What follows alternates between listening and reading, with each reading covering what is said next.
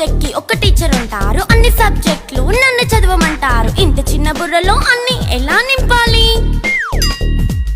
Class work, home work, fair notes అంటారు. Subject కి 3 books పెట్టి బ్యాగ్ నింపుతారు. ఇన్ఫాక్ట్ నా బరువు కన్నా నా బ్యాగ్ బరువే ఎక్కువ.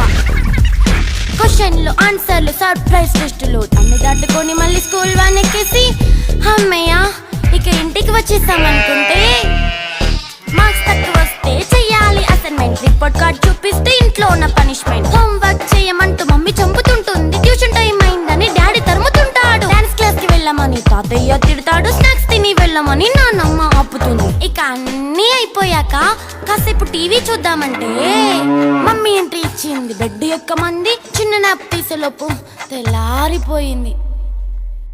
అయ్యో మళ్ళీ మొదలు ఈ స్కూల్ కష్టాలు. ఇక